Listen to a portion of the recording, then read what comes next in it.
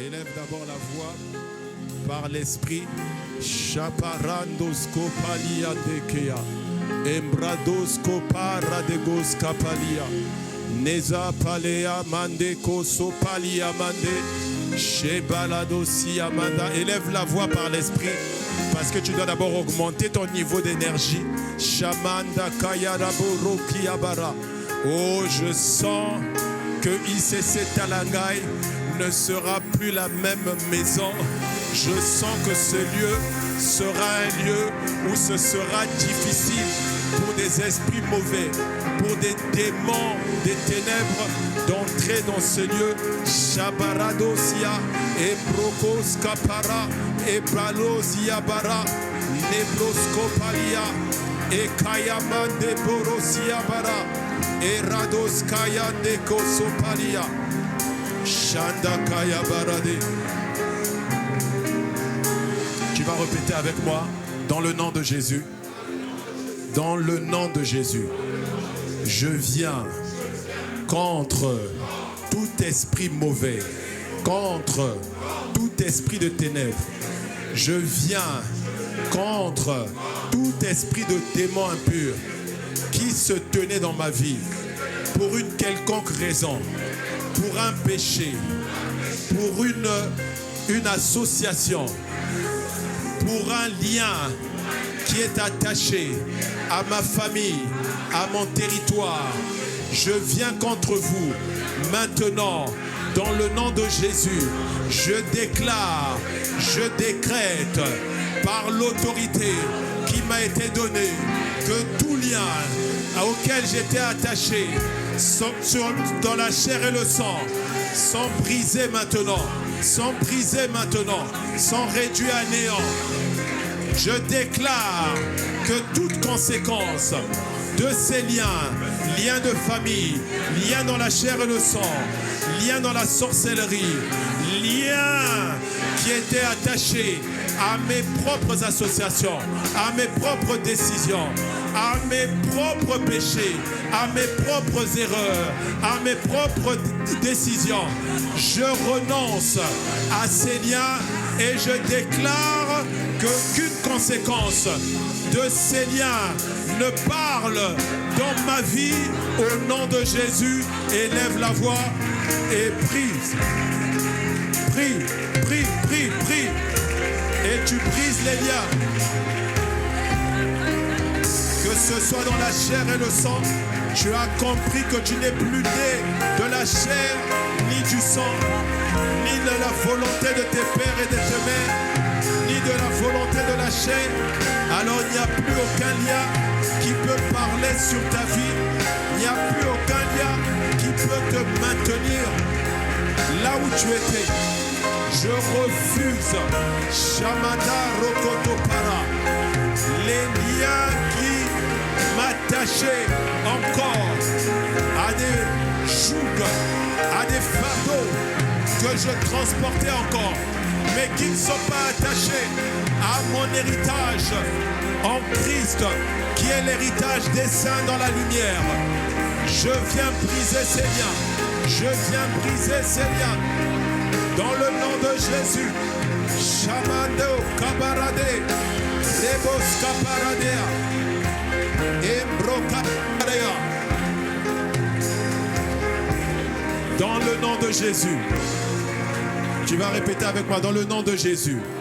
Je parle maintenant à tout esprit d'infirmité, à tout esprit de maladie, à tout esprit d'affliction. Je vous parle maintenant, vous qui parlez dans nos corps, qui parlez dans nos vies, qui parlez dans nos familles. Je viens maintenant, par l'autorité de Christ et la puissance du Saint-Esprit, je viens maintenant briser, je viens réduire à néant, je viens détruire, je viens renverser, je viens ruiner tout ce que vous faisiez, tout ce que vous faisiez, tout ce que vous faisiez. Au nom de Jésus, élève la voix et détruis, brise, ruine, renverse. Shamandaros Koparia. Shebreke Kayamande. Shamando Kayabara. Élève la voix et prie. Élève la voix et prie. Shekayamade. C'est l'heure de la prière. C'est l'heure de la prière. Shekayabaroko Sopareda Goshia. C'est l'heure de la prière. C'est l'heure de la destruction. Comme Jérémie, Dieu t'a donné une bouche pour détruire, une bouche pour ruiner, une bouche pour renverser. Shabarados Yabare, Kerados Kabaya, Embrokoparia, Shebrekayamade, Irabakos Yabaradea.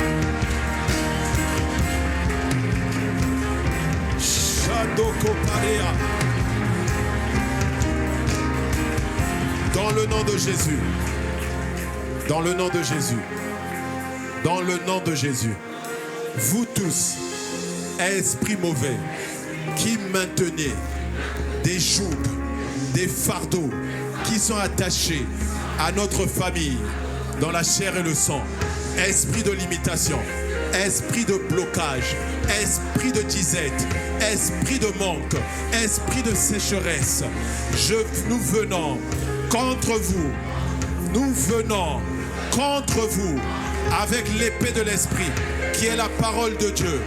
Nous brisons votre force, nous réduisons à néant votre emprise, nous réduisons à néant votre influence. Au nom de Jésus, élève la voix et prie. Néant, réduis à néant les esprits de blocage, de limitation, réduis-les à néant. Les esprits qui mettent des jougs, les jougs familiaux. Shabaradosia. Oh, je vois des chaînes qui sont en train de se briser. Je vois des chaînes qui sont en train de se briser. Je vois des chaînes qui sont en train de se briser. Shakaya de Robosia.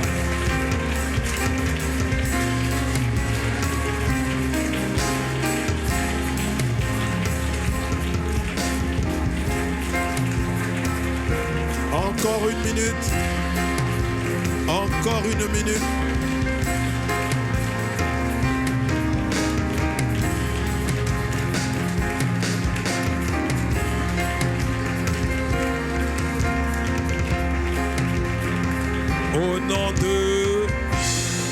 Au nom de... Amen, amen, acclame Dieu, acclame Dieu. Acclame Dieu.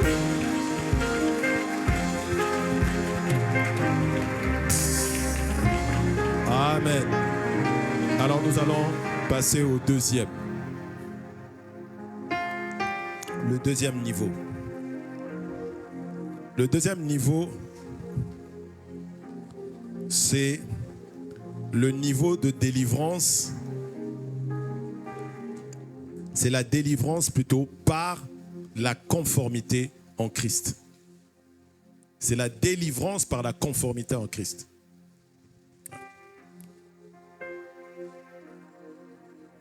Vous savez, il y a des niveaux de puissance, des niveaux d'autorité que vous atteignez en Christ qui ne sont pas les mêmes. Le premier niveau dont je vous ai parlé, c'est ce que j'ai dit tout à l'heure. Celui qui est en Christ est une nouvelle créature.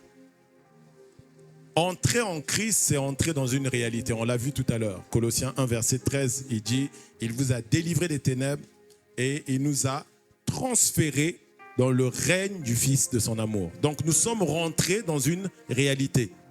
Donc pour sortir de là où nous étions et entrer dans cette réalité-là, on a déjà vécu une délivrance. Et cette délivrance-là suffit pour que les démons, les esprits mauvais ne puissent plus parler sur nous.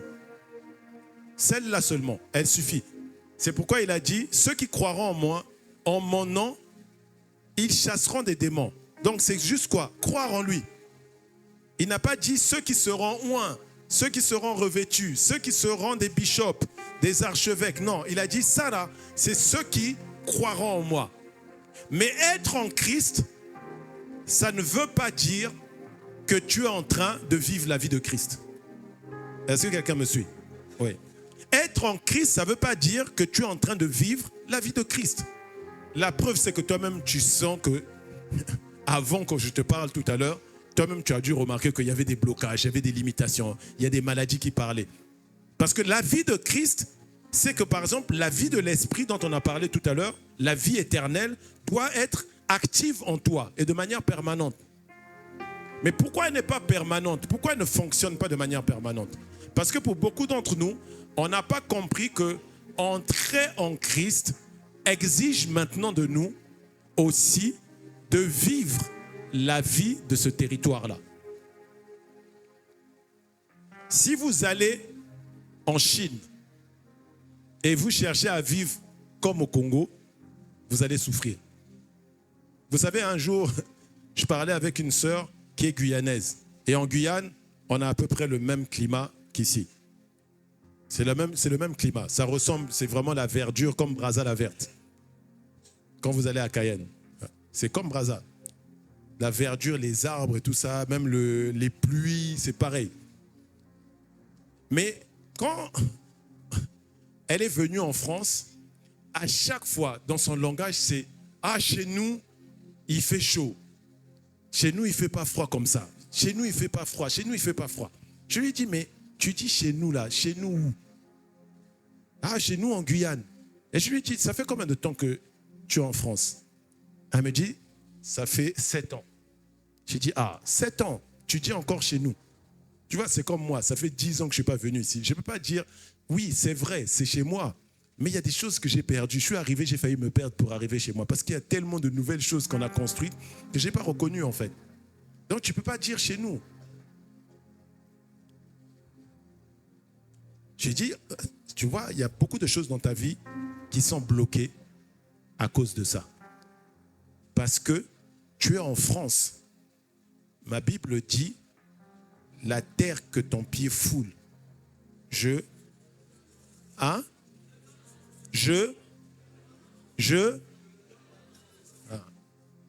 parce que j'insiste à cause de la conjugaison. Non, tu as compris, non? Je te la donne en possession. Ça veut dire le jour où elle est arrivée en France, la France est devenue sa possession.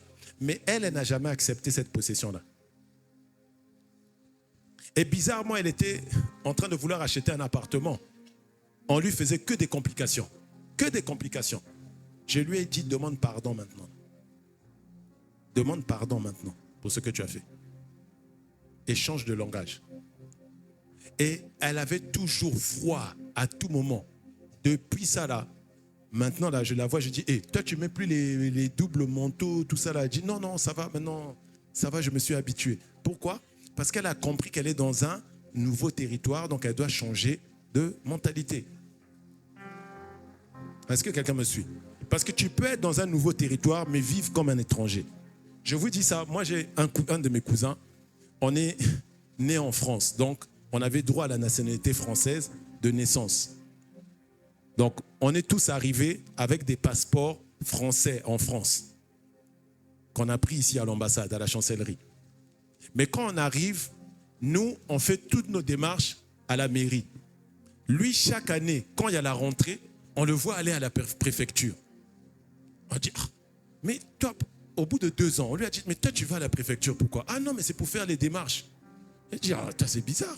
Pourquoi tu vas à la préfecture? Nous, on va à la mairie, on rentre, en 10 minutes, on a eu nos trucs. Toi, tu vas à la préfecture, tu fais la queue, tu fais 2 heures et tu reviens. On a dit, non, il y a un problème. Il dit, non, mais c'est normal, c'est comme ça qu'il faut faire. J'ai dit, non, nous, on va à la mairie. J'ai dit, c'est où ta mairie? La mairie de ta ville. Il dit, bon, demain, on va à la mairie. La même démarche là, avant que tu ailles à la préfecture. Allons d'abord à la mairie. On est allé un samedi même. Samedi matin à la mairie. On est allé à la mairie. En 10 minutes, il a eu ce qu'il voulait. Pourquoi il allait à la préfecture? Parce que ses grandes sœurs qui sont nées au Congo, qui étaient en France, avaient des cartes de séjour. Et elles allaient faire leur démarche à la préfecture. Donc lui aussi, il allait à la préfecture. Français, mais il ne vivait pas la vie des Français. Dis à quelqu'un, tu es du royaume. tu dois vivre la vie du royaume. Et Paul a expliqué quelque chose. Pourquoi je te parle de cette délivrance-là? Pourquoi je dis délivrance? Tu vas comprendre. Paul explique quelque chose dans Romains 7. Ça commence à partir du verset 14. Il explique un combat. Et dans ce combat-là, il dit, j'ai envie de faire ce que je veux faire. Mais je fais ce que je ne veux pas. Est-ce que c'est déjà arrivé à quelqu'un? Et il dit, pire même, je fais ce que je hais. Donc ça veut dire qu'il savait même que ça là, je hais ça, mais il faisait. Et quand il continue son introspection, il regarde à l'intérieur de lui, il va dire au verset 22, à partir du verset 22, Romains 7 à partir du verset 22, il dit, car je prends plaisir à la loi de Dieu selon l'homme intérieur, mais je vois dans mes membres une autre loi. Que quelqu'un dise une autre loi. Ah, vous voyez, je vous ai dit, hein, dans le monde spirituel, c'est une histoire de loi. Je vois une autre loi qui lutte contre la loi de mon entendement et qui me rend captif de la loi du péché qui est dans mes membres. Vous voyez, donc il y a une autre loi qui continue à le rendre captif, bien que lui, il prend plaisir dans la loi de qui? De Dieu. J'aime Dieu, mais je fais des choses que Dieu n'aime pas. Pourquoi? Parce que je suis encore captif. Et c'est là où il dit au verset 4, « Misérable que je suis, qui me délivrera du corps de cette mort ?» Donc, il a crié à quoi? À une délivrance. Je veux être délivré. On doit me délivrer de quoi? C'est la chose maintenant que beaucoup d'entre nous n'ont pas fait. Je suis en Christ. Déjà, je n'étais pas conscient de ce que j'avais reçu au salut. Mais la deuxième chose, comme je ne suis pas conscient de ça, je ne sais pas non plus que maintenant, je dois m'aligner maintenant à un style de vie, à celui que je suis maintenant. Je suis d'en haut. Je l'ai dit tout à l'heure. Je suis d'en haut. Donc maintenant, je dois vivre avec la vie d'en haut. Et c'est la volonté de Dieu. C'est la volonté de Dieu. Parce que Dieu a toujours fait l'homme, je vous l'ai dit tout à l'heure, pour qu'il domine. Dieu n'a jamais fait l'homme pour qu'il soit esclave. Ouais. L'homme dans le jardin d'Éden était un dominateur. Il donnait le nom aux arbres, les arbres prenaient le nom. Il donnait les noms aux animaux, les animaux avaient ces noms-là. Ce n'est pas Dieu qui les appelait, c'est lui. Il dit chien, tu deviens chien. Chat, tu deviens chat. Lion, tu deviens lion. Donc ça veut dire qu'aujourd'hui, Dieu veut que tu fonctionnes dans cette dimension-là où quand ton frigo est vide, tu dis plein et il devient plein. Je ne sais pas si je parle aux bonnes personnes. Regarde, fais le test tous les jours. Parle à ton frigo. Tu es plein, tu es plein, tu es plein, tu es plein. Je t'assure, fais ça même pendant 3 mois. Ouais. Si tu ne vois pas ton frigo devenir plein, là, je ne sais pas. C'est que je n'ai pas cru au bon Jésus. Donc, la volonté de Dieu était que l'homme domine. Mais sous Adam, l'homme a échoué. Et quand l'homme a échoué, Adam a fait hériter à l'humanité une nature qui commettait des erreurs sans cesse. Continue à commettre des erreurs. Donc, je vous ai dit, enfant de Dieu, ça veut dire que l'Esprit de Dieu est venu à l'intérieur de nous. Donc, qu'est-ce qui a changé dans notre vie? C'est l'Esprit. L'Esprit a été régénéré. Ok, 1 Pierre 1 plutôt, verset 23. L'Esprit a été régénéré par la parole vivante et permanente de Dieu. Le corps, lui, il n'a pas changé. C'est le même corps que nous avons. L'âme n'a pas changé non plus. C'est la même âme, on a les mêmes souvenirs. Si on t'avait violé, tu as toujours les souvenirs du viol. On t'avait rejeté, tu as toujours les sentiments de rejet en toi. On t'a méprisé, tu as toujours le sentiment du mépris en toi. On t'a rabaissé, tu as toujours un sentiment d'infériorité en toi. Mais tu es en Christ, tu as reçu le Seigneur Jésus, mais tu as toujours ça. Est-ce que quelqu'un me suit là-dessus? Ouais. Tu as toujours ça. Donc l'âme n'a pas changé. L'âme, c'est quoi? C'est-à-dire ton système de pensée, tes sentiments, et tes émotions. Ta volonté et tes désirs, c'est toujours les mêmes. C'est toujours les mêmes. Pourquoi? Parce que, pour l'instant, cette partie-là de toi n'a pas encore changé.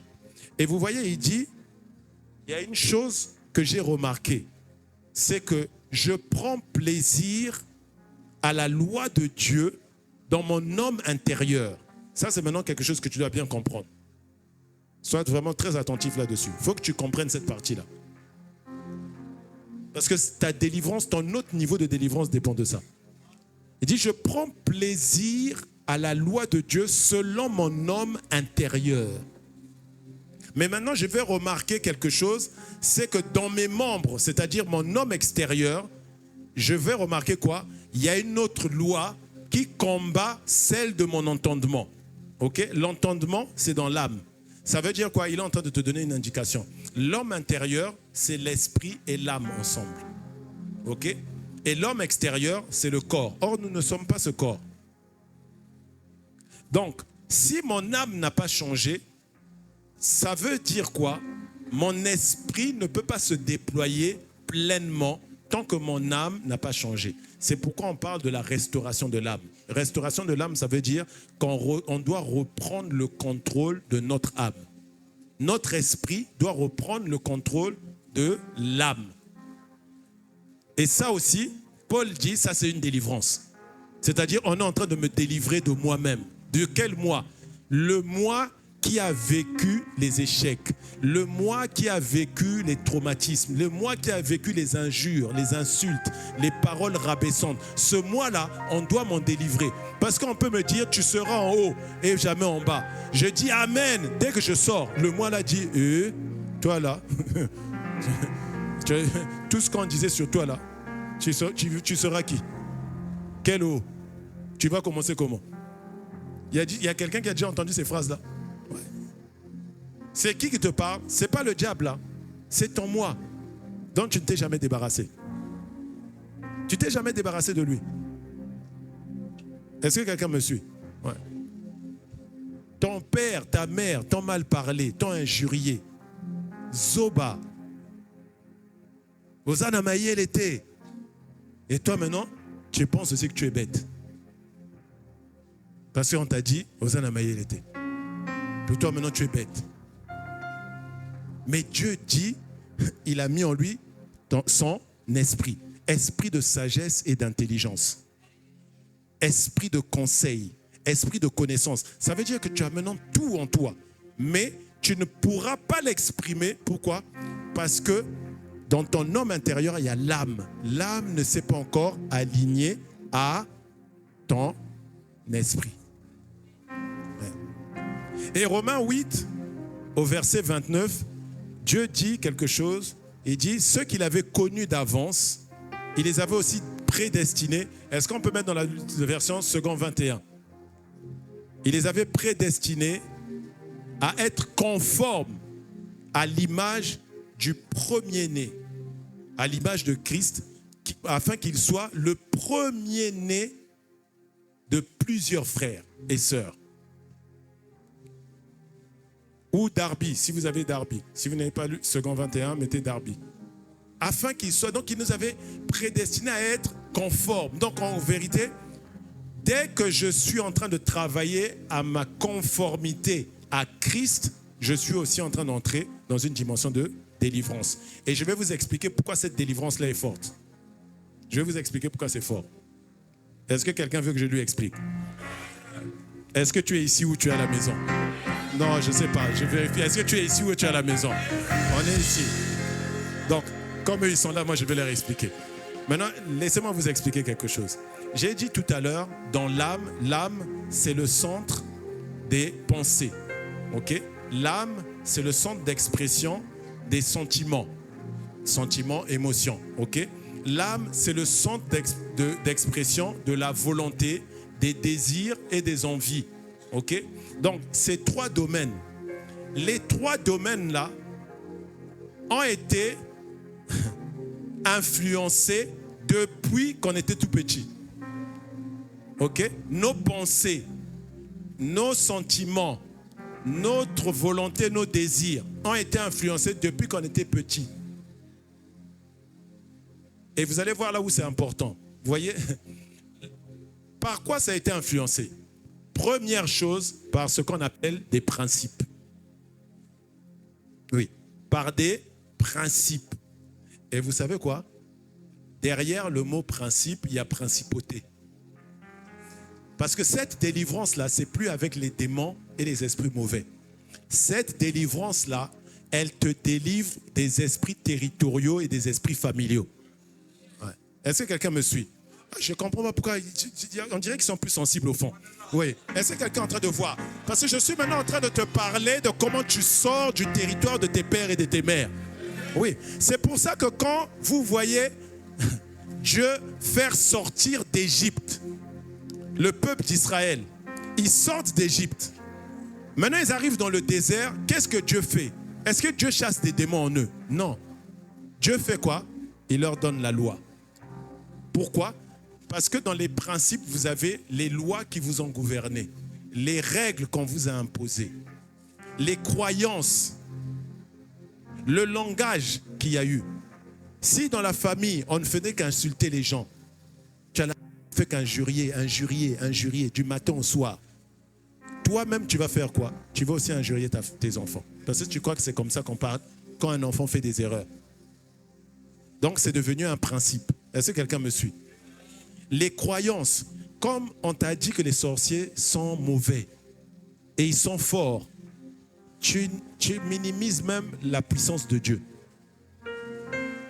Il y en a beaucoup parmi nous. Hein. On dit non, mais Dieu va t'aider. Tu dis ah, mais il y a des sorciers quand même. Tu penses que Dieu est en dessous d'eux. Pourquoi? Regardez, pour beaucoup d'entre nous là, vous allez vous reconnaître vous-même. Moi-même, je rigolais quand j'ai pensé à ça. Est-ce que vous vous souvenez, on a toujours eu des grands frères qui, pour nous forcer à aller dormir, ils nous disaient que la nuit, il y a des esprits qui se promènent, donc il faut aller vite dormir. Qui a vécu ça? Ah ouais, moi-même aussi, je suis dedans. Vous voyez? Et bizarrement, la nuit, tu as peur quand tu vas dormir. Qu'est-ce qu'ils t'ont transmis? Un esprit de peur. Et toute la famille fonctionne comme ça, là, on a peur. Donc maintenant, pour dormir dans le noir, là, c'est compliqué. Il y en a, il faut toujours la lampe luciole, on baisse. Hein? Qui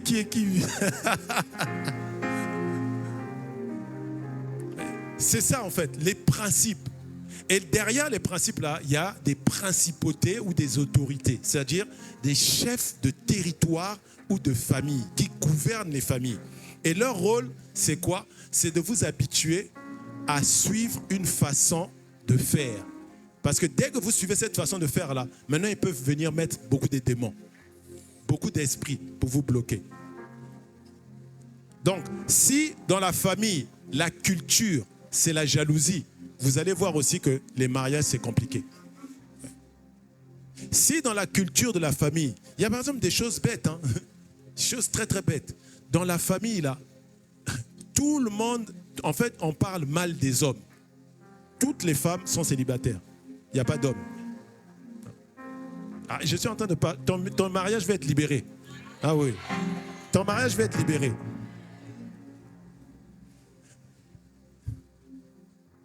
La deuxième chose qui influence nos pensées, nos sentiments et nos désirs, c'est quoi? C'est nos relations avec les autres. Les relations dans la famille, les relations avec les amis et tout ça. Et c'est là qu'on vit le rejet, le mépris. Ça t'a blessé. Donc tu te promènes maintenant avec beaucoup de mauvais sentiments. Tu arrives à l'église là, on t'a juste dit non, on ne fait pas comme ça. Toi, ce sont les sentiments de quand les parents te disaient ah, yopé osa soba. Tu vois, donc pour toi, on a dit on ne fait pas comme ça. Toi, tu traduis dans ta tête, tu entends une voix qui te dit ah, donc elle est en train de dire que je suis bête. Est-ce que quelqu'un me suit? Ouais. Pourtant, on n'a pas dit tu es bête, hein, mais toi dans ta tête, tu as dit je suis bête. Il y a des femmes comme ça. Parce que tu dis quelque chose à ton mari, tu dis ah, toi aussi tu ne m'écoutes jamais. On dirait que tu crois que je ne suis pas intelligente. Mais est-ce que c'est ce qu'il a dit? Dis-lui seulement tu ne m'écoutes jamais, ça suffit. Je vous dis, j'ai vu... Vous savez, les démons ne sont pas que chez les Noirs. Hein. Ah non, non, non, non, non, non. Je vous assure. Il ne faut pas croire ça. Hein. Il y a des démons chez les Blancs. Mais des vrais. Hein. J'ai vu une sœur. Attends, je cherche quelqu'un qui a à peu près... Voilà, comme elle. Voilà. Non, sérieux, hein, comme elle. Là. La taille... Lève-toi un peu, s'il te plaît. Voilà, la taille comme ça, là. Mince comme ça, là. Comme elle. Faisait une délivrance. Elle a soulevé un canapé, 3 places. Comme ça, là. Elle a jeté. Ça a fait 2 mètres. Comme ça, là. Comme ça. C'est quoi? Dans la famille, il y a la colère. Toute la famille, la colère. Et quand le démon là a manifesté, il nous a dit, je suis l'esprit des Bretons. Vous voyez, si vous avez déjà vu les anciens films des Bretons, là, comme Guillaume le Conquérant. Qui a déjà vu Guillaume le Conquérant? Il se battait avec des grosses épées lourdes. Donc pour soulever les épées là, c'était de l'acier. Il fallait de la force. Donc ces gens-là invoquaient des esprits pour avoir la force dans le bras. Et puis quand ils frappent comme ça, là, ils coupent les têtes. Et elle avait ça. Comme ça, là, comme ma petite, là. Comme elle, là, comme ça. Elle a soulevé un canapé comme ça. Quand elle a jeté, nous tous, là, on a regardé, on dit, hein? Si elle nous attrape ici, là. J'étais en Guyane. En Guyane, pareil. Il y avait une petite pareille aussi, à peu près la même. Il y avait 5 costauds. Même mon frère, là, n'est pas assez costaud. Ouais. Même toi, tu n'es pas assez costaud. Non. Je vous dis des costauds, c'est-à-dire des gens de la sécurité. Ils étaient 5 sur elle. Elle fait comme ça, là. Les 2 qui tiennent le bras, là, passent. Vous blaguez. Force démoniaque. Mais qui s'appuyait sur quoi? Sur la colère. Quand vous voyez certains, quand on commence à faire les délivrances, vous allez voir qu'il y a beaucoup de violence. C'est la colère. Je t'en parle maintenant pour que tu sortes du territoire. Je sors du territoire. Oui. Avant qu'on fasse le ministère, tu sors du territoire. Voilà pourquoi le Seigneur Jésus a prié pour un monsieur qui était aveugle et puis lui a dit, ne retourne plus dans ton village. Ouais. Parce qu'il savait que le gars était tenu par une influence qui était dans le territoire. Toi, tu n'aimes pas croire à ça. Regardez, je vais vous montrer quelque chose. Le Gadarénien,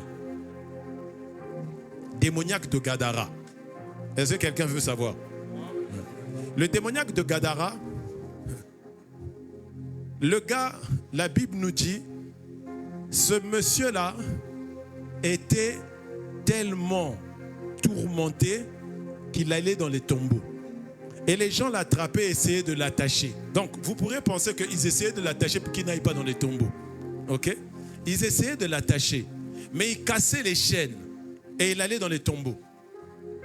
Donc, quand on a quelqu'un comme ça dans le village, on se dit, ah, si on l'a délivré, c'est une bonne chose, non? Hein? C'est une bonne chose, non? Maintenant, regardez la réaction du peuple quand on le délivre. On chasse plusieurs démons. Et les démons disent quoi? Permets-nous d'aller dans les pourceaux. Ok? Alors, c'est ça que vous ne comprenez pas. On est en Israël. Le porc est impur. Ça veut dire que dans Gadara, on était dans un territoire où il y a des esprits, des dieux étrangers qui étaient entrés dans le territoire de Gadarène. Est-ce que vous me suivez? Maintenant, je vais vous montrer quelque chose. Quand le Seigneur dit d'aller dans les porcins vont tous où? Dans l'eau. Ok? Les porcs meurent. Mais nous savons qu'un esprit ne meurt pas. Où est l'esprit? Où sont les esprits là? Hein? Ils sont où? Ah. Est-ce qu'on peut m'afficher Apocalypse Apocalypse 17, verset 15, je crois. Je vais vous montrer. Puis il me dit, les eaux que tu as vues, sur lesquelles la prostituée est assise, ce sont des peuples, des foules, des nations et des langues. Ce sont des peuples, des foules, des nations et des langues. Donc Jésus dit, allez dans les porcins. Les porcins vont dans l'eau. Et quand ils vont dans l'eau, une foule arrive du village de Gadarène. Voyant que le gars était maintenant dans toute sa tête et vêtu, ils sont allés supplier Jésus de quitter le territoire. Ça vous paraît pas bizarre? Le gars qu'il voulait qu'il soit bien, il le voit maintenant bien. Eux, ils disent quoi? Sors du territoire. Hein? Non. Non. Les esprits ne meurent pas. Quand ils sont allés dans les eaux, on vous dit, l'eau, c'est quoi? Ils sont revenus dans les foules. Ils sont revenus dans les foules. Ils tenaient un territoire. Derrière ce monsieur-là qu'ils essayaient d'attacher, c'est un territoire. Ce sont des esprits du territoire qui étaient en lui. Et la preuve, c'est que quand il le laisse, lui maintenant, il va gagner quoi? 10 villes. 10 villes. Donc, il y a des choses pour lesquelles vous avez des combats aujourd'hui. Vous ne vous rendez pas compte que ce qui vous lie là, c'est un esprit familier ou un esprit territorial. Mais qui est passé par quoi? Soit par des principes, soit deuxièmement par vos relations avec les autres, en faisant en sorte que la même colère que vous voyez dans la famille est chez vous, la même rancœur que vous avez vous aussi, vous la voyez aussi dans la famille, le même rejet que vous avez, vous voyez aussi dans la famille, tout le monde est rejeté, se sent rejeté. Là, c'est plus une histoire de combat de rejet. Tu veux combattre l'esprit de rejet? Non, c'est le territoire. Tu dois quitter le territoire. Ouais. Tu dois quitter le territoire. C'est tant que tu n'as pas quitté le territoire. Quelqu'un est en train de sortir de son territoire là ou pas? Ouais. La troisième chose, ce sont vos décisions, vos propres décisions, vos propres actions. Ouais. Vos propres décisions, vos propres actions. Et quelque part, même ces actions-là, vous allez voir, en fait, les principes ont aussi influencé vos décisions, vos actions. C'est toujours lié aux principes. Vous allez voir, par exemple, Abraham choisit une femme stérile. Il envoie son serviteur. Lui-même, il n'est pas là. Il envoie son serviteur aller chercher une femme pour son fils. Le serviteur va choisir une femme. Jacob, il arrive chez son oncle Laban. Par erreur, on lui a donné qui? Hein? On lui a donné Léa, qui n'était pas stérile. Lui, il dit, ah non, moi c'est Rachel. Hein? Même Rachel a des problèmes d'enfantement. Même décision. Les trois prennent les mêmes types de décisions. Il fait le même type d'erreur que son grand-père.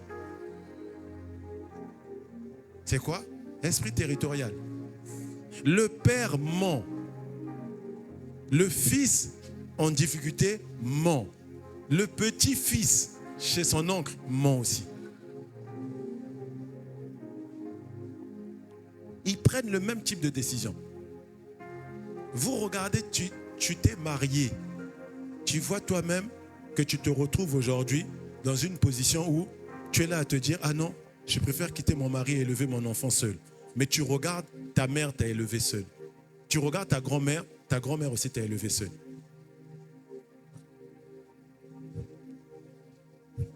J'ai fait un entretien avec une sœur, je parlais avec elle. Et puis le Saint-Esprit me montre que sa mère lui a dit une phrase que sa grand-mère avait dit à sa mère. Ouais. La même phrase. Ouais. J'ai dit, ta mère t'a dit une phrase que ta grand-mère avait déjà dit à ta mère. Parce qu'elle est venue me parler d'un problème de couple. Elle dit, avec mon mari, ça ne va pas. Donc, elle passe son temps, elle me dit toutes les mauvaises choses que son mari fait. Il n'y a rien de bon chez son mari. Moi, je lui dis, pour nous, nous pasteurs, là, on sait que dans un mariage, quand ça ne va pas, c'est 50-50. Ouais, donc, il y a ta part à toi et il y a la part de l'autre. Mais toi, tu viens ici, tu ne me dis que la part de l'autre. Il n'y a pas ta part à toi. Donc, je demande au Saint-Esprit. Le Saint-Esprit me dit, sa mère lui a dit une phrase que sa grand-mère a déjà dit à sa mère. Et je lui dis, ta mère t'a dit que les hommes sont des vauriens. Elle me dit, oui, c'est vrai. Et c'est vrai que ma grand-mère, quand mon père nous a abandonnés, a dit devant nous, j'avais dit à votre mère que les hommes sont des vauriens, mais elle ne m'a pas écouté. Et la voilà là aussi dans une situation où son mariage était en train de se casser. Pourquoi? Parce qu'on l'a prédisposé à compter les fautes des hommes et à trouver de vauriens dans les erreurs de l'homme. Donc elle ne regarde pas ce qui est bon chez cet homme-là. Tout ce qu'elle voit, c'est « Oh, regarde ça, c'est un vaurien. » Il y a un frère, on le reçoit ce jour-là, sensibilité de l'esprit. Je suis avec ma femme et puis je dis à ma femme, c'est toi qui vas faire l'entretien.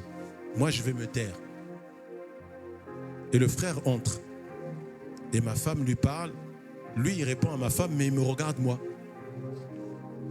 Et puis moi, je réponds pas, j'ai les bras croisés. Parce que j'ai reçu dans mon esprit que c'est pas moi qui dois lui parler, c'est ma femme. Donc je croise mes bras. Et on fait comme ça là, 30 minutes.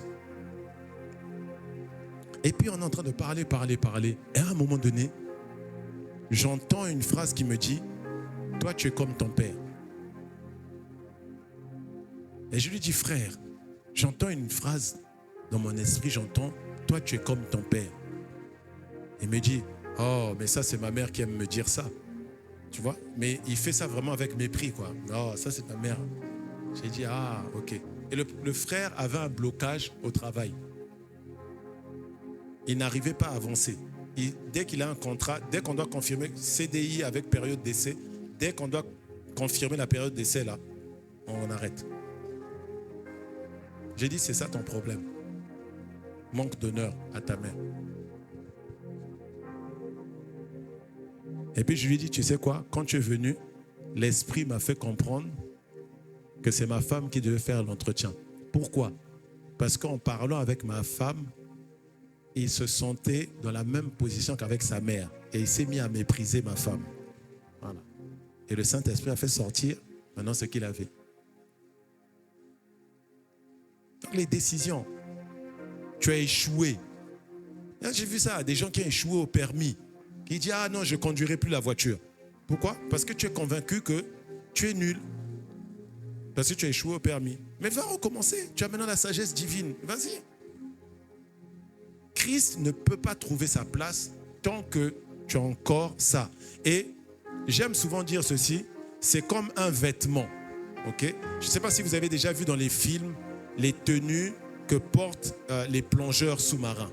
Ils portent des tenues qui sont en caoutchouc. Vous voyez? Et ça, j'appelle ça un revêtement comme les tenues des nageurs là. Mais sauf que pour beaucoup d'entre nous, on a plusieurs tenues comme ça. Ce n'est pas une seule. Déjà une là, pour faire certains mouvements, ce n'est pas facile. Mais quand tu as plusieurs, il y a beaucoup de mouvements que tu n'arrives plus à faire. Il y a beaucoup de choses que tu n'arrives pas à expérimenter. Pourquoi? Parce que tu portes encore trop des anciens vêtements. Voilà pourquoi Paul a expliqué quelque chose. Quand tu es en Christ, et il dit, il y a quelque chose que tu dois faire. Et son explication était très claire, mais vous retrouvez ça pour pratiquement tous les épîtres, que ce soit Pierre, il dit la même chose. mais différemment. Mais lui, dans ce passage-là, il le synthétise bien. Dans Éphésiens 4, versets 20 à 24. Regardez, il vous dit quelque chose de très simple. Quand on est en Christ, il y a quelque chose qu'on doit faire absolument. Quand on est en Christ, il y a quelque chose qu'on doit faire. Il dit, mais vous, ce n'est pas ainsi que vous avez appris à connaître Christ. J'aime bien dans la version parole de vie, je crois, au français courant, où on dit, ce n'est pas ainsi qu'on vous a enseigné Christ. Maintenant, tu comprends pourquoi on t'enseigne à l'église. On t'enseigne Christ. OK? Et donc, continuons au verset suivant. Vous avez certainement entendu ce qui le concerne. Et on vous a enseigné, vous voyez, on vous a enseigné en tant que chrétien la vérité qui est en Jésus. Vous voyez, en tant que chrétien, on doit vous enseigner quoi? La vérité qui est en Jésus. La vérité, c'est quoi? C'est ce que Dieu a établi. Donc, on doit vous enseigner ce qui a été établi en Jésus, c'est-à-dire dans le Christ. Verset suivant, on y va. Vous devez donc, en renonçant à votre conduite passée, vous débarrasser de votre vieille nature que ces désirs trompeurs mènent à la ruine. Et les désirs sont où? Dans l'âme. Vous avez vu? Les désirs sont où? Dans l'âme. Donc dans ton âme, il y a encore des anciens scripts qui t'emmènent à l'erreur chaque jour. Il y a des chemins dans ton âme qui t'emmènent chaque jour à l'erreur, à recommettre les mêmes choses pour lesquelles tu pensais que je suis sorti. Je suis en Christ, normalement je suis sorti. Mais tu refais les mêmes choses.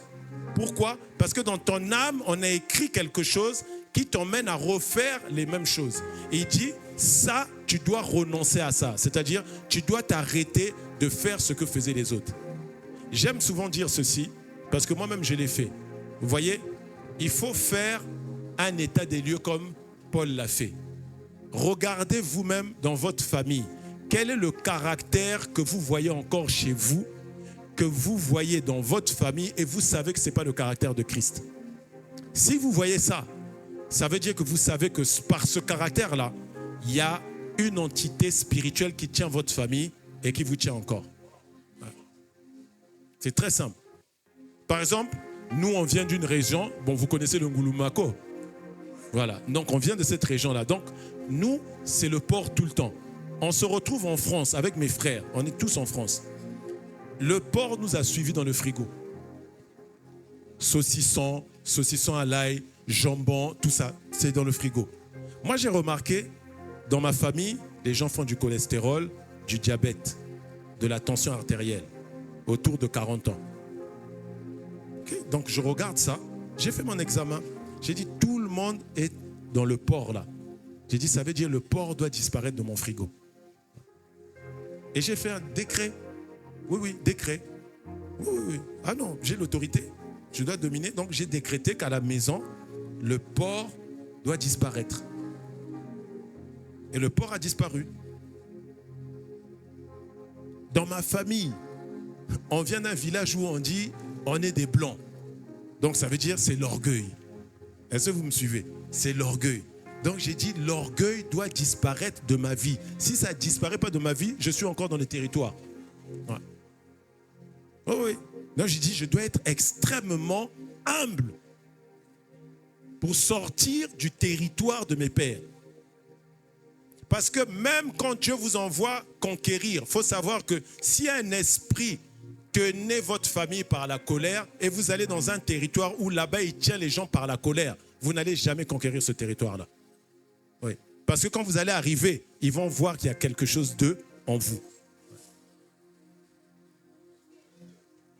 Est-ce que quelqu'un me suit? C'est ta délivrance. Donc fais ton propre examen. Pendant qu'on est en train de parler là, fais ton examen toi-même. Il y a quoi que tu as?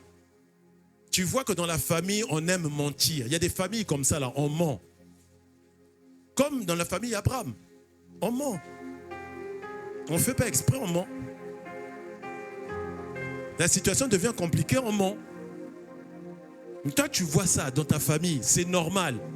On ment et ce n'est pas un problème. On te dit ça, la kabu negewana. Et comme ça, la ligne. Et toi, tu fais. Et ceux qui ont sali comme ça, la ligne.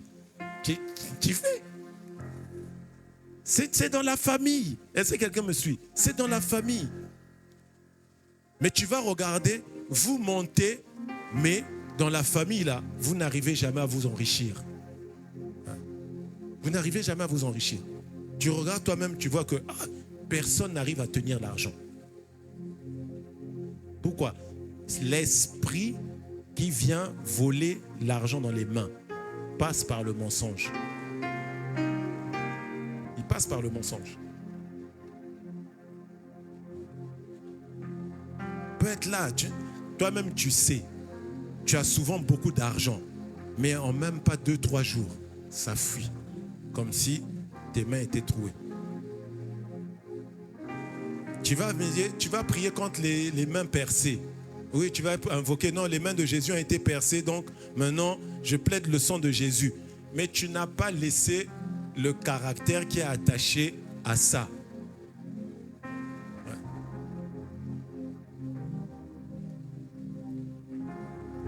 Tu es dans une famille, vous avez l'argent, mais tu regardes ton père, il avait plusieurs femmes.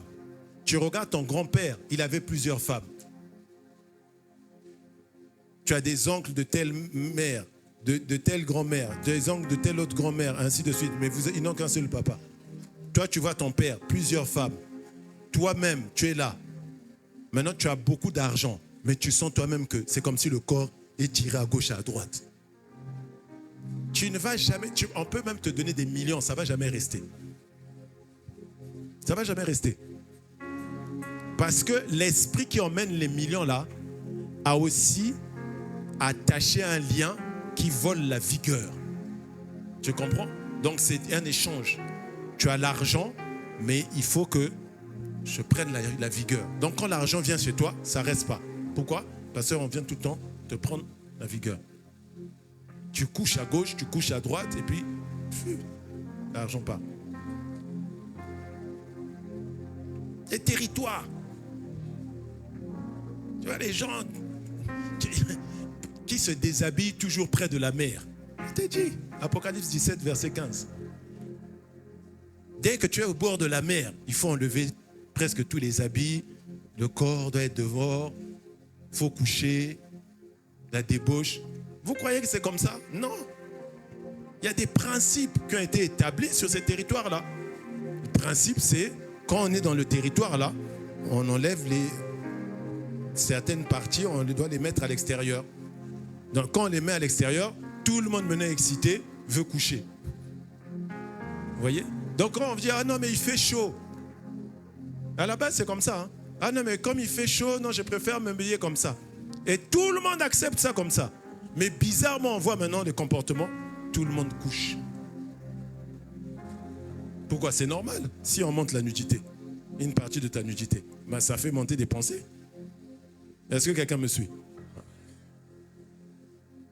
Je te dis ça pour que ça te délivre. La conformité à Christ, c'est un autre niveau de délivrance. Tu es délivré des esprits familiaux, des esprits territoriaux, pas seulement par la prière, mais par un caractère que tu développes pour maintenant marquer le nouveau territoire où tu es. Mon territoire à moi, c'est Canaan. C'est pour ça que Dieu a pris le temps de donner la loi. Il a dit, je vous ai donné la loi afin que vous viviez longtemps dans le pays que j'ai promis à vos pères de vous donner. Tu ne peux pas vivre longtemps dans ce pays-là si tu n'étais pas aligné à la loi. Pour nous, la loi, c'est quoi? C'est la loi de l'esprit de vie. Tu dois t'aligner à la loi de l'esprit de vie. C'est-à-dire le caractère de Christ. Je dois travailler au caractère de Christ. C'est pour ça, bénissons Dieu pour les pères, pour la direction de cette année sur le disciple-là. Ouais.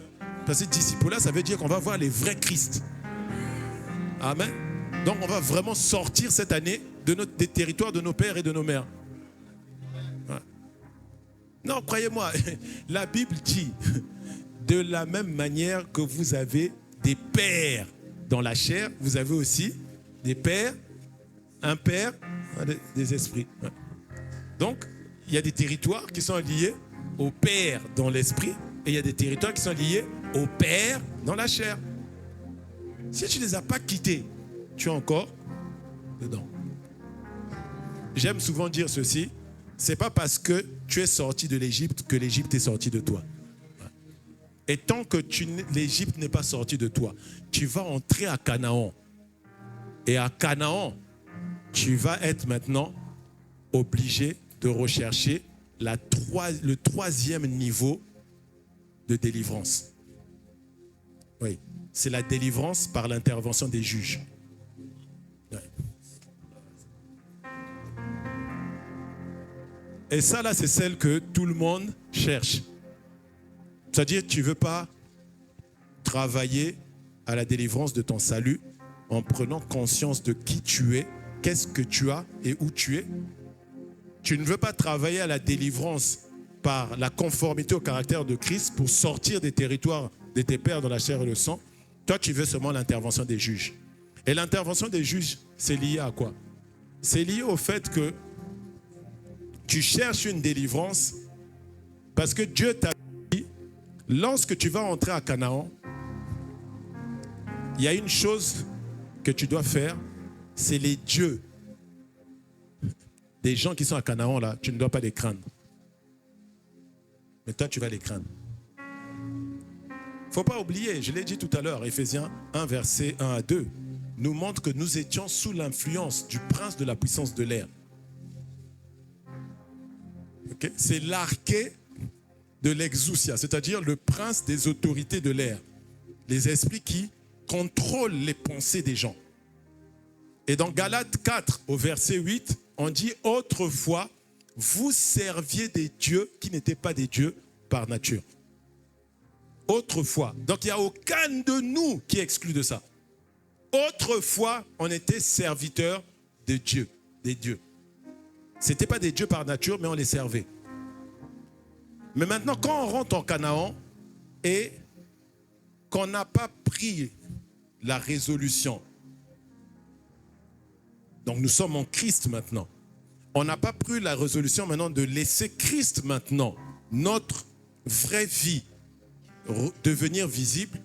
Ce qui va se passer, c'est qu'on va vivre maintenant une vie où on a besoin de l'intervention des juges.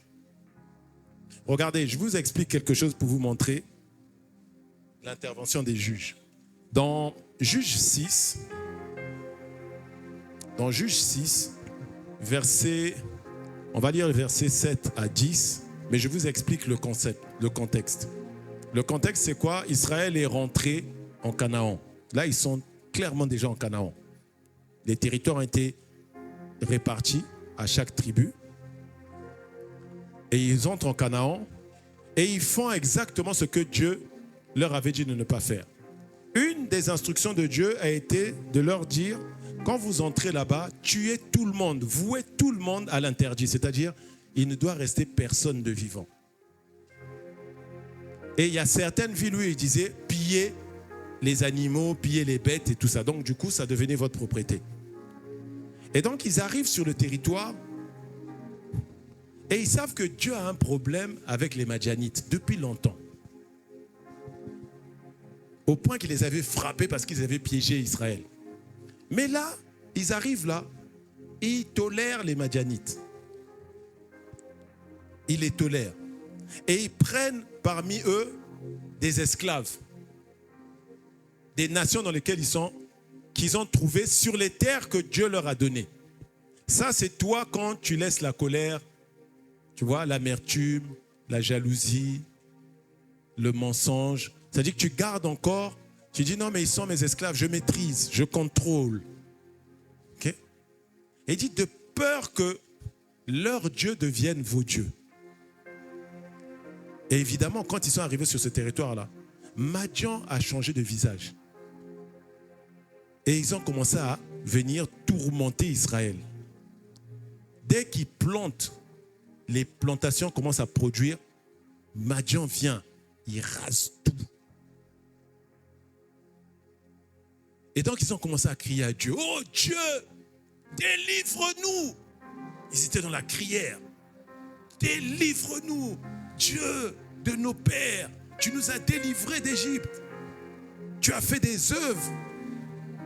Nos pères nous ont dit que tu étais le Dieu qui nous a délivrés, qui nous a conduits dans le désert. nous crions à toi, délivre-nous.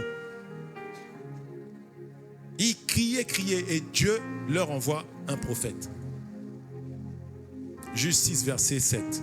Lorsque les enfants d'Israël crièrent à l'Éternel au sujet de Madian, verset 8, l'Éternel envoya un prophète aux enfants d'Israël.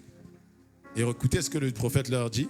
Il leur dit, ainsi parle l'Éternel, le Dieu d'Israël. Je vous ai fait monter d'Égypte et je vous ai fait sortir de la maison de servitude. Verset 9, je vous ai délivré de la main des Égyptiens et de la main de tous ceux qui vous opprimaient. Qui vous opprimaient. Je les ai chassés devant vous et je vous ai donné leur pays. Verset 10, je vous ai dit, je suis l'Éternel, votre Dieu. Vous ne craindrez point les dieux des Amoréens dans le pays desquels vous habitez. Mais vous n'avez point écouté ma voix. Je l'ai dit tout à l'heure. Paul te dit, débarrasse-toi du vieil homme. Mais tu ne le fais pas. Le vieil homme devient ton piège. Et au bout d'un moment, tu es maintenant obligé d'avoir séance de délivrance. Il faut qu'on fasse une séance de délivrance. Je t'ai dit tout à l'heure, la maladie ne peut pas rester en toi. Tu ne peux plus être tenu, mais tu vas avoir besoin d'une délivrance. Pourquoi? Parce que tu ne t'es pas occupé de te débarrasser de tes anciennes manières de faire. Comme on est dans un monde légal, si tu mens, légalement, tu as péché. Tu as transgressé une loi. Si tu es cupide, légalement, tu as transgressé. Tu es impudique, légalement, tu as transgressé. Ont-ils le droit, est-ce qu'un esprit d'impudicité a le droit de venir habiter en toi? Oui. Est-ce qu'un esprit de cupidité a le droit de venir habiter en toi? Oui. Est-ce qu'il devait venir en toi? Non. Mais est-ce qu'il a le droit? Oui. Alors il va venir. Et quand il vient, tu dis, ah, je prie, mais ça ne marche pas. Je suis combattu. J'ai des serpents qui marchent à l'intérieur de moi. Serpent ne devait pas marcher à l'intérieur de toi. Mon corps bouge seul. Ça ne devait pas se passer. Pourquoi ça se passe? Tu n'as pas voulu obéir. Tu n'as pas écouté la voix du Seigneur. Il t'a dit, ne crains pas leur Dieu. Ne les crains pas. N'aie pas peur. Il y a beaucoup d'entre nous, on est encore tenus par la peur. Beaucoup d'entre nous ici, là, on est encore tenus par la peur. Et on ne sait pas que la peur est une arme d'esclavage. Oui, c'est pour ça que je l'ai dit tout à l'heure, Osée 4, verset 6 dit, mon peuple est détruit. Par quoi? Le manque de connaissance. Le manque de connaissance. Il dit, puisque tu as rejeté la connaissance, je te rejetterai. Et tu seras dépouillé de mon sacerdoce. Tu seras dépouillé. Pourquoi? Parce que tu as rejeté la connaissance. Quelle connaissance? Tu as ignoré ce que Dieu t'a dit. J'avais dit, vous êtes des dieux. J'avais dit, vous êtes des dieux. Ça veut dire qu'il s'attend maintenant à ce que tu marches comme des dieux. C'est pour ça dans Éphésiens 4, verset 24, il dit maintenant vous devez revêtir l'homme nouveau, créé selon Dieu dans une sainteté et une justice que produit la vérité. Tu dois maintenant revêtir l'homme nouveau. Ça aussi, c'est une autre dimension. Tu dois revêtir l'homme nouveau, mais tu ne revêts pas. Pourquoi tu ne revêts pas? Parce que tu ne peux pas mettre des vêtements neufs avec des vêtements anciens qui sentent mauvais. Tu es d'abord obligé d'enlever les anciens vêtements.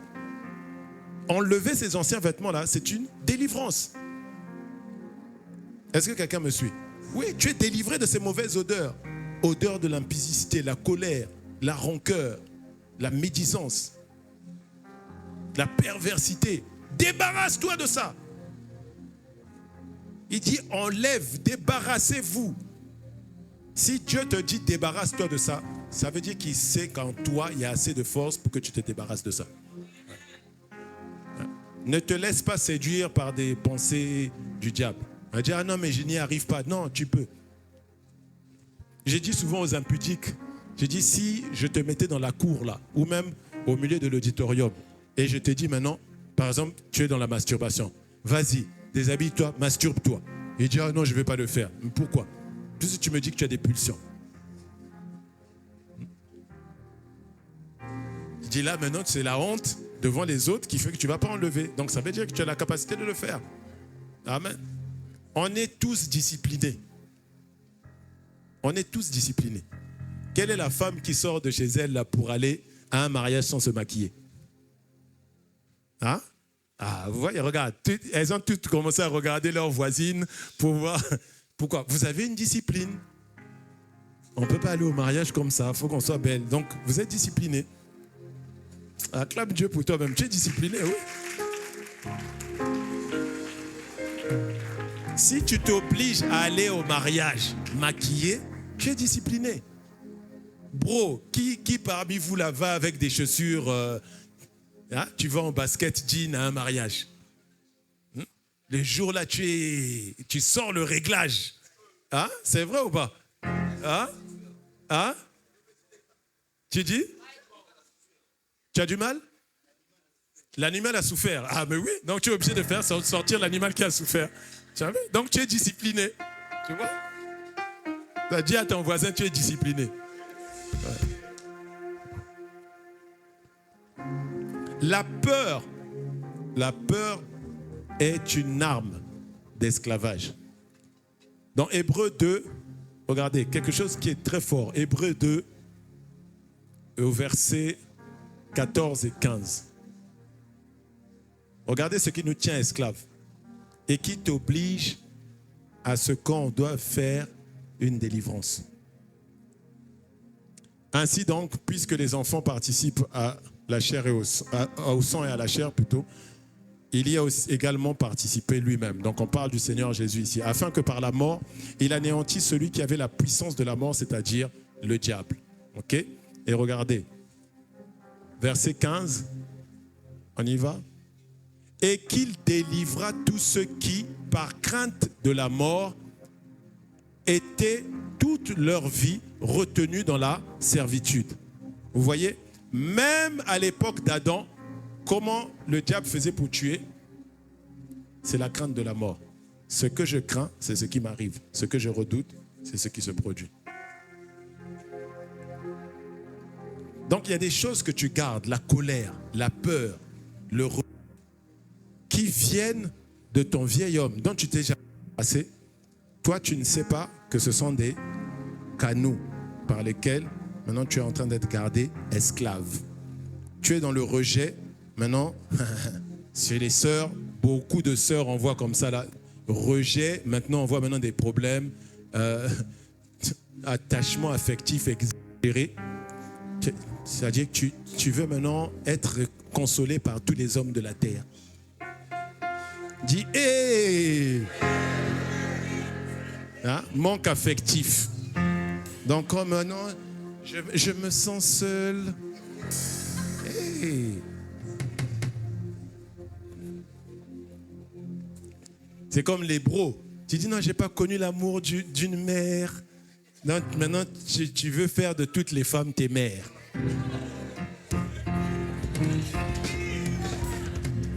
Après, là, maintenant, il faut qu'on prie pour les maris de nuit. Tu as vu? Non, mais c'est ça. Il faut maintenant qu'on prie pour les maris de nuit. Tu as maintenant besoin des juges. C'est-à-dire, tu as besoin de ceux qui sont sortis de ça pour venir t'aider. C'est pour ça que Jacques a dit, si quelqu'un parmi vous souffre, qu'il prie. Vous voyez? S'il souffre, qu'il prie. Mais il dit, s'il est malade, qu'il aille voir qui? Donc, il a besoin des juges.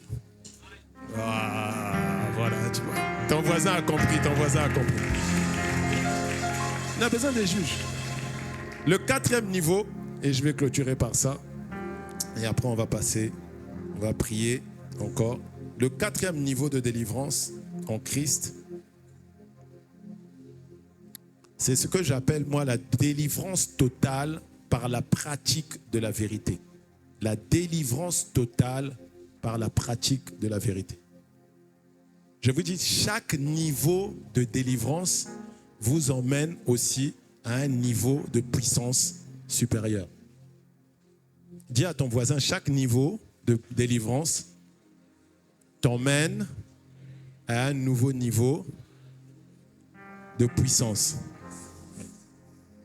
La délivrance du salut, c'est un niveau de puissance. Tu peux chasser les démons, les esprits mauvais, certains, mais quand ce sont des esprits qui sont venus là parce que tu es dans un territoire, ça ne marchera pas. Tu es obligé de travailler au niveau de délivrance qui est celui de la conformité à Christ. Amen. Ouais. Si tu n'as pas travaillé les deux, tu seras obligé d'aller voir un ancien. Ouais. Ce n'est pas mauvais, mais ce n'est pas ce que Dieu veut pour toi. Est-ce que tu me suis? Oui. Et ça, c'est généralement là où la majorité sont. C'est-à-dire que tu es obligé d'aller voir les anciens pour qu'on prie pour toi. Bon, moi, si tu viens me voir, je vais prier pour toi, mais je vais d'abord m'assurer que tu comprennes bien les deux autres niveaux. Pourquoi? Parce que quand tu ne travailles pas les deux premiers niveaux, si on chasse un démon, il faut savoir, ce n'est pas moi, hein, ce n'est pas Pasteur Alain qui a dit, c'est Jésus le Christ notre Seigneur. Il a dit, lorsqu'on chasse un esprit mauvais, il va dans un lieu désert cherchant où il doit se reposer et il ne trouve pas.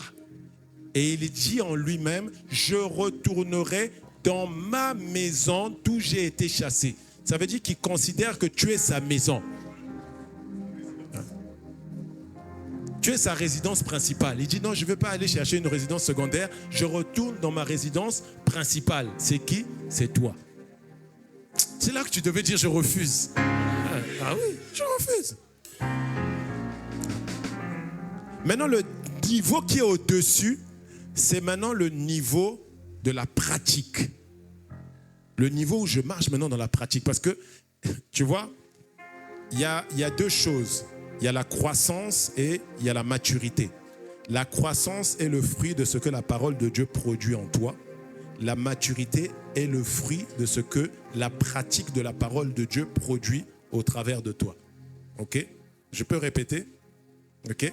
La croissance, c'est le fruit de ce que la parole produit en toi. Ok? La maturité, c'est le fruit de ce que la parole produit au travers de toi par la pratique. Donc ce niveau de délivrance-là, je l'appelle total parce que c'est celui des matures. Tu dois aspirer à la maturité. Dis à ton voisin, aspire à la maturité. C'est pour ça que je t'ai dit, j'ai fait 2 prières. Une prière, c'est ta délivrance. La deuxième, c'est que tu deviennes un instrument de délivrance toi-même. Tu dois aspirer à ça. Ça ne se fait pas en un jour, c'est un process. Mais c'est une décision que tu dois prendre toi-même.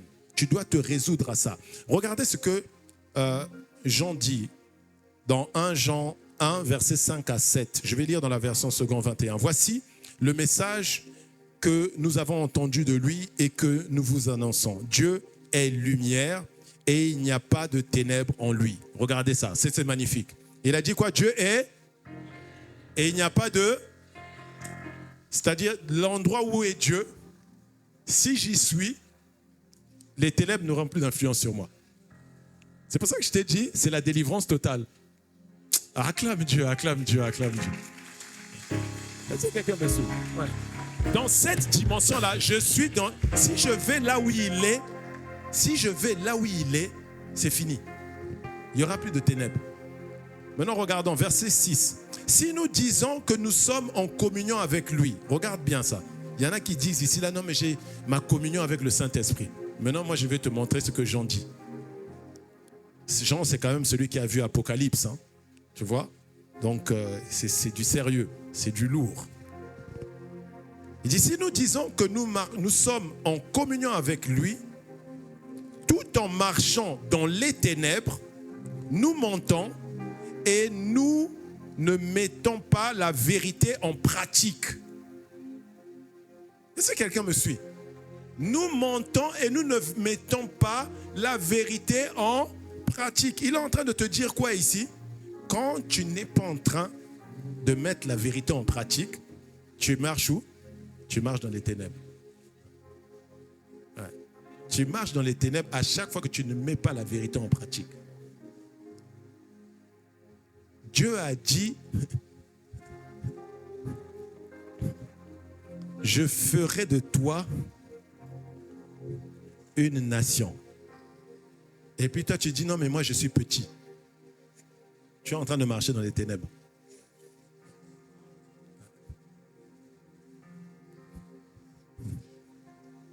Tu deviendras un millier.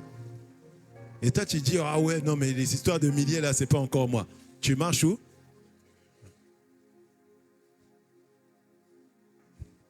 Je t'ai béni de toutes les bénédictions dans les lieux célestes.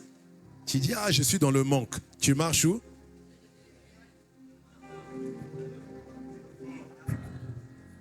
Est-ce que quelqu'un me suit?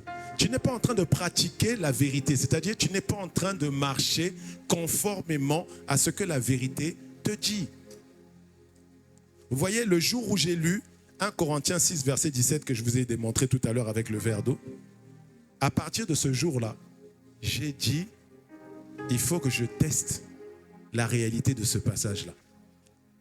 J'ai dit au Saint-Esprit, donc, en fait, si j'ai bien compris ce que tu es en train de me dire, quand tu dis celui qui est uni au Seigneur, 1 Corinthiens 6, 17 dit, celui qui s'attache au Seigneur est un seul esprit avec lui. J'ai dit, tu es en train de me dire qu'on est mélangés, toi et moi. Le Saint-Esprit me dit oui. J'ai dit donc, en fait, quand je lève ma main, c'est toi qui lèves ta main? Il me dit oui. Quand je m'assois, c'est toi qui t'assois? Je dis oui. Vous savez, jusqu'à présent, je croyais aux gens qui disaient non, mais quand moi je veux communier avec le Saint-Esprit, je mets une chaise pour moi, une chaise pour le Saint-Esprit. Ça, c'est fini. La chaise d'à côté, là, c'est pour personne. Non, non, non. Je dis, quand je m'assois, il est assis. Quand je me lève, il se lève. J'ai dit, il faut que j'aille tester ça. Je dis, si c'est toi qui te lèves quand je me lève, et quand je tends la main, c'est toi qui tends la main. Donc, normalement, si je fais ça à quelqu'un, il doit sentir ton toucher. Ouais. Donc, je suis parti. J'ai appelé un frère. J'ai dit, frère, viens.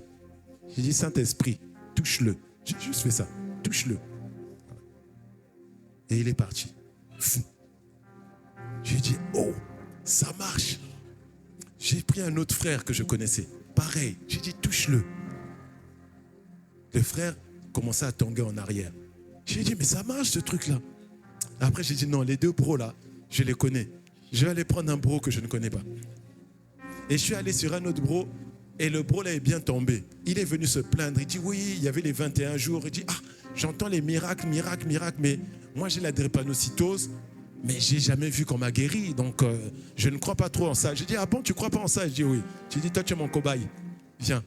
J'ai dit, Saint-Esprit, touche-le. On était dehors dans la cour. Il est tombé. J'ai même eu peur. Le Saint-Esprit l'a touché, mais puissamment. Il est tombé. Poum. J'ai dit, hey, le frère s'est fait mal. J'ai dit, alors là, c'est fini. Plus jamais, je vais m'imaginer, non, mais moi, je parle, le Saint-Esprit à côté de moi. Non, il est en moi. Il est en moi. Donc, j'ai commencé à marcher depuis ce jour-là. C'est en 2014, de plus en plus avec la conscience de celui qui est en moi. Et moi, je suis en lui. Je ne peux pas me sentir seul. Tu me dis, tu es seul? Non, je suis toujours avec le Saint-Esprit. Donc, même si je te dis, il faut que je reste seul, c'est seul avec lui. Ouais. Est-ce que tu me suis? Ouais. Quand on dit Romains 8, verset 11, regarde, je vais te montrer quelque chose. C'est comme ça, je pratique la vérité. Je te montre ça pour que toi aussi tu ailles pratiquer la vérité.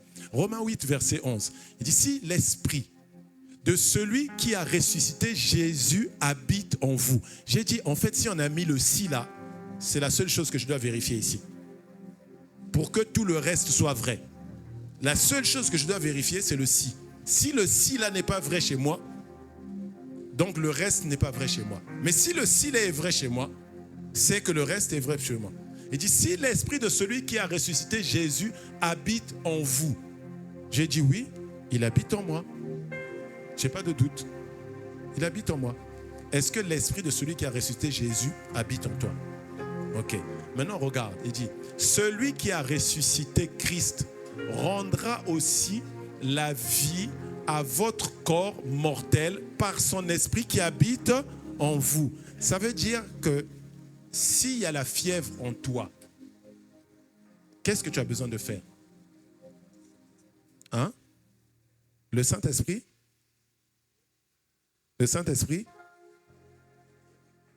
Hein? Tu vas dire, Saint-Esprit, guéris-moi. Saint-Esprit, guéris-moi. Ah. Il n'arrive pas à trouver. Tu vas dire quoi? Tu dois faire quoi maintenant? Il est déjà en moi. Je prends conscience maintenant de cette vie-là et de son activité. Vous comprenez? Je prends maintenant conscience de cette vie et de son activité. Vous voyez, pendant de longues années, et c'était même familial, ma mère a eu des problèmes de sinusite. Ma grand-mère, mes deux grand-mères, maternelle et paternelle, avaient aussi un problème de sinusite. Et moi, j'avais un problème de sinusite. Et avec aussi des allergies à la poussière ou au pollen. Donc moi, là, par exemple, si on arrive à un endroit, il y a la poussière, là, vous faites comme ça, là. C'est fini. Pendant 2-3 jours, mon nez va couler.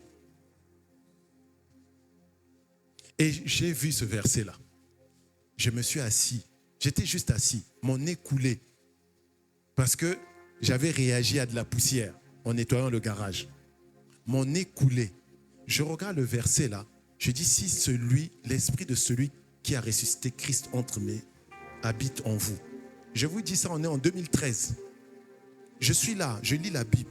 J'ai dit, si j'ai bien compris ce que ce verset-là dit, tu habites en moi. Donc il n'y a pas de problème. Il dit, tu as ressuscité Christ d'entre les morts. Ma question, ce n'est pas de te demander de faire. Je dois voir comment tu as ressuscité Jésus d'entre les morts. Est-ce que vous voyez? Donc, j'ai fermé mes yeux et j'ai vu le corps de Jésus dans le tombeau. J'ai vu le corps de Jésus. Vous savez, un corps d'un mort devient rigide. Vous voyez? Je l'ai vu raide, rigide. On ne peut pas plier le bras, rien. Je l'ai vu comme ça. Et puis, je me suis maintenant imaginé la puissance de Dieu qui était maintenant en train d'agir sur le corps. Et puis je vois maintenant ses doigts bouger. Juste dans ma imagination. Hein. C'est ma méditation. De ça là. Je suis là. Je vois l'esprit de celui qui a ressuscité Jésus d'entre les morts. Donc je vois les doigts commencent à bouger. Je vois tous les trucs. Je vois maintenant, par exemple, le foie qui était en train de pourrir, en train d'être reconstruit. Je vois tous les organes à l'intérieur se reconstruire. Donc je faisais que voir ça. Pendant que je voyais ça, mon nez s'est arrêté de couler. Direct. Et depuis ce jour-là, je n'ai plus jamais eu d'allergie. Depuis ce jour-là, terminé. Les sinus là ont disparu. Je t'ai dit, la parole de Dieu, ce n'est pas une parole qu'on écoute seulement. On la regarde. Tu dois la regarder. Tu dois la visualiser. Moi, j'aime souvent dire, tu vois, il y en a qui aiment Netflix. Moi, j'aime Godflix. Ouais. Parce que c'est un abonnement gratuit, mais tu as des... Ah, Godflix, non, c'est le meilleur. Moi, je fais Godflix. Il y en a qui aiment Dieuxflix. Non, moi, c'est ça, Dieuxflix. Ah, Dieuxflix. Donc, j'ai Dieuxflix. Abonnement gratuit. J'ouvre ma Bible. Dieuxflix a commencé. Ouais. Et je regarde. Je regarde. Maintenant, tu vois, dans Josué 1, verset 8, il dit,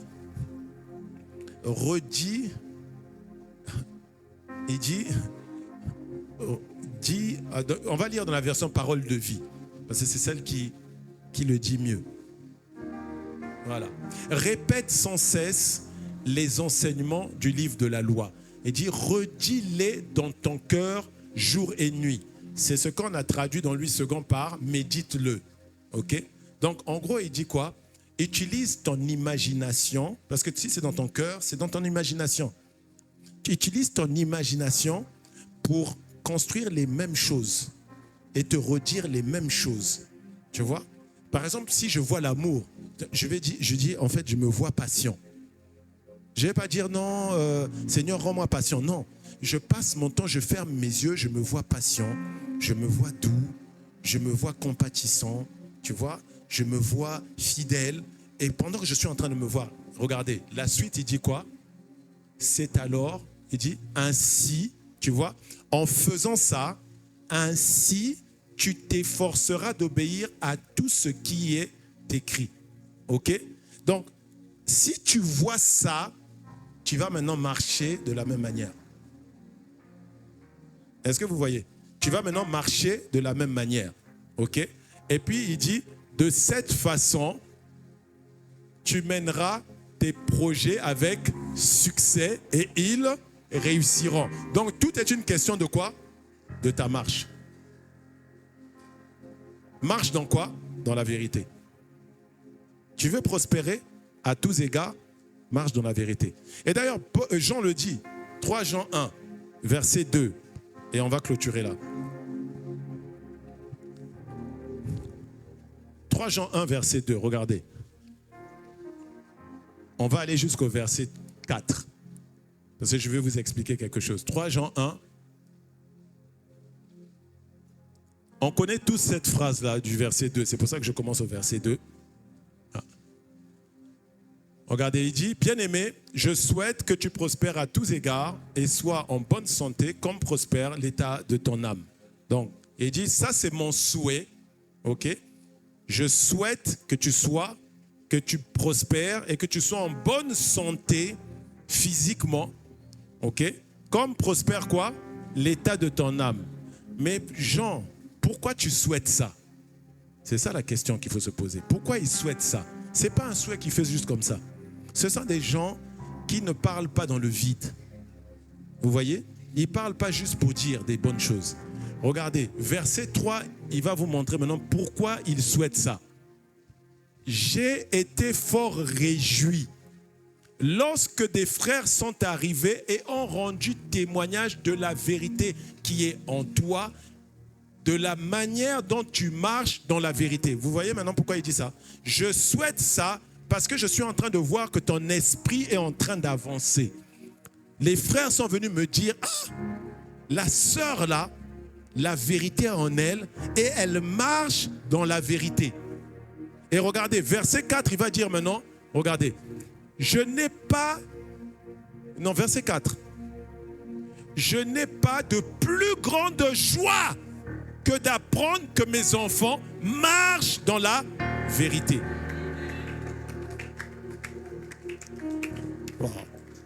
Il marche dans la vérité. Et il dit, à cause de ça, je souhaite maintenant que ton âme et ton corps soient en train de suivre là où est ton esprit maintenant. Ok? Maintenant, on va retourner au passage où on était tout à l'heure, 1 Jean 1,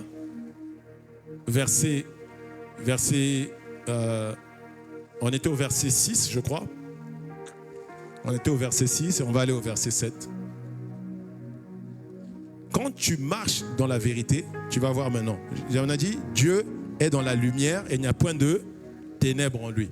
Regardez, mais si nous marchons dans la lumière, comme il est lumière, voilà, verset 7, mais si nous marchons dans la lumière, comme il est lui-même dans la lumière, nous sommes mutuellement en communion et le sang de Jésus, son Fils, nous purifie de tout péché. Est-ce que vous me suivez?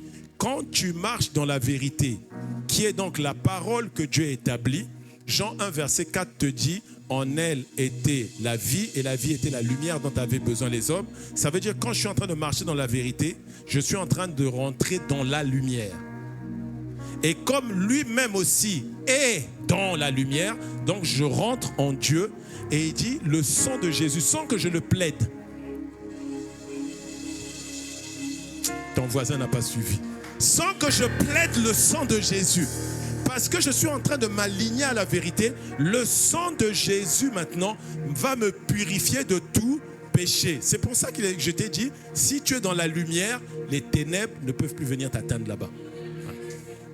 Voilà pourquoi tu dois mûrir. La pratique de la vérité. C'est ça la délivrance, le niveau de délivrance élevé. La pratique de la vérité. Donc quand on dit pardonne, tu pardonnes pas parce que non, je veux obéir à Dieu. Non, je pardonne parce que maintenant, j'ai choisi d'être dans les matures. Je dois marcher maintenant dans la lumière. Donc, dans la lumière, c'est quoi? Quand quelqu'un te veut du mal, toi, tu lui dis du bien. Entre parenthèses, déjà, je vais t'expliquer. Tu vois? Toi, tu as du mal avec ça parce que tu n'as pas compris les choses spirituelles. Quand le Seigneur dit, bénissez ceux qui vous maudissent, tu sais ce qu'il te dit? Il te dit, en le faisant, tu deviens supérieur à la personne qui te maudit. Oh non, ton voisin n'a pas compris. Regarde, en bénissant celui qui te maudit, tu deviens supérieur à celui qui te maudit. Comment? Je te le prouve. Hébreux 7, verset 7. C'est sans contredit l'inférieur qui est béni par... Donc quand tu bénis celui qui te maudit, tu es en train de lui montrer que tu es supérieur. Oh, c'est acclame le Seigneur, acclame le Seigneur.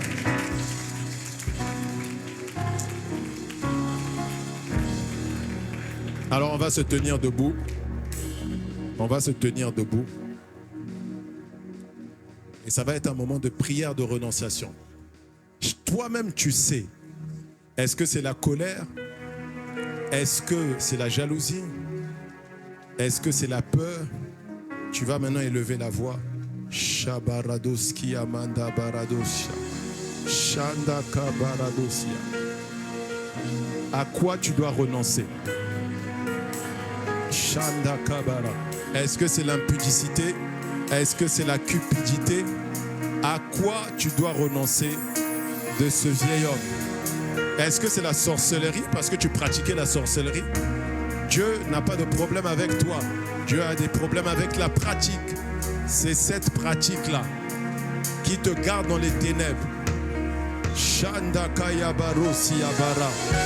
Élève la voix et demande pardon à Dieu d'avoir laissé ces choses et commence à dire je renonce.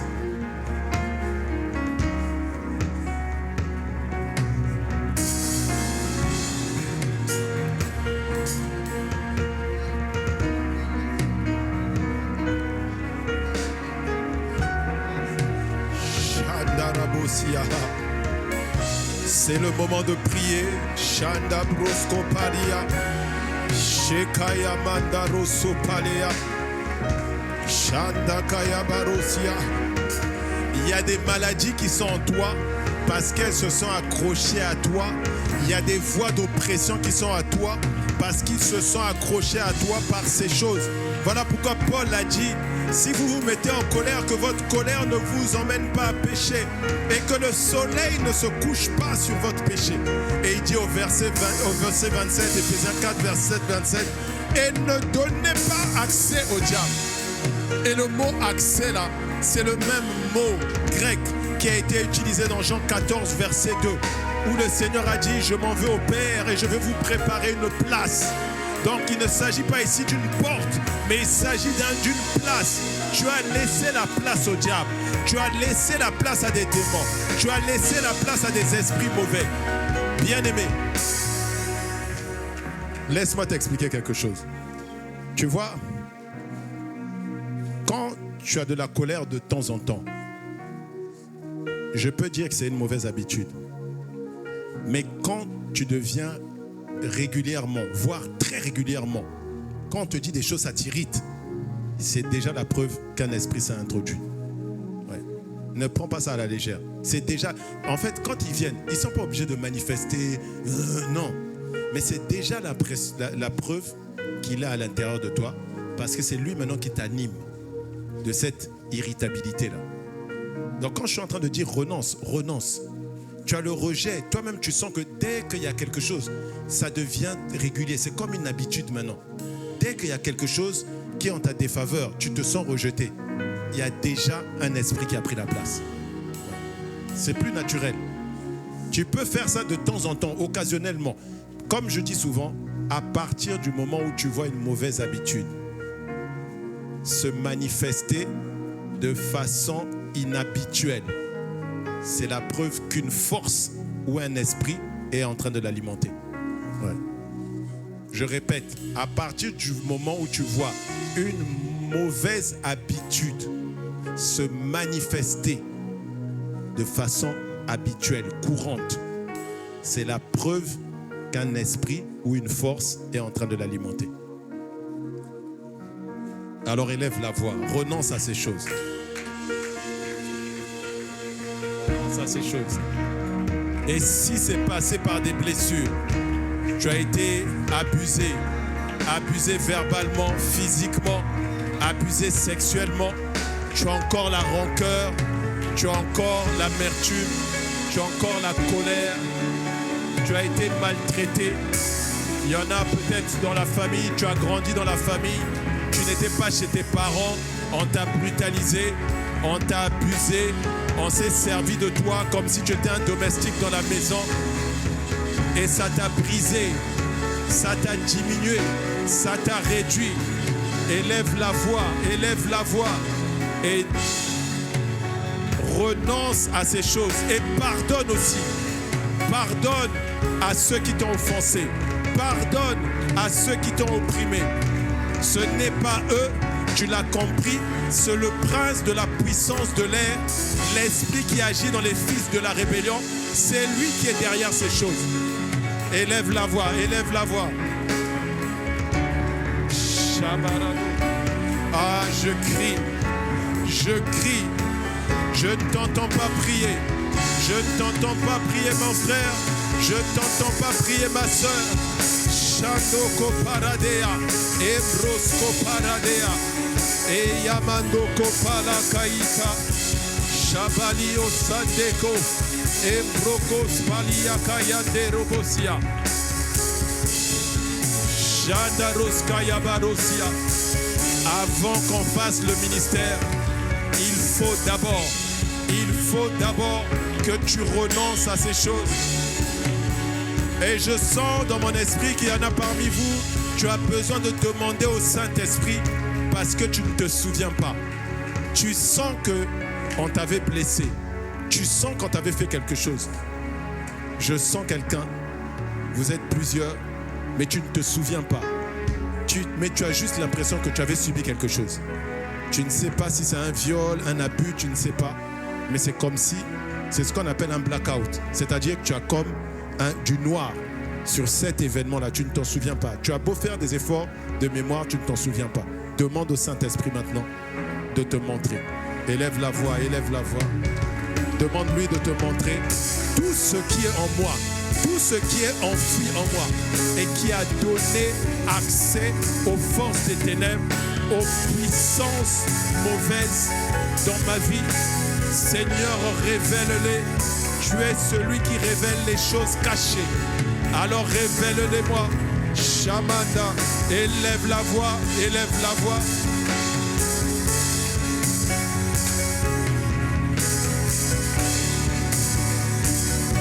Shandroko Mariadea.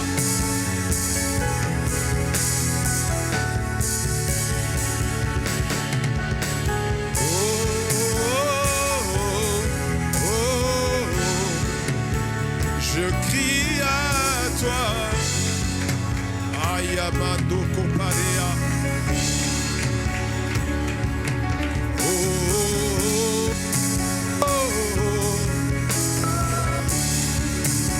Je crie à toi.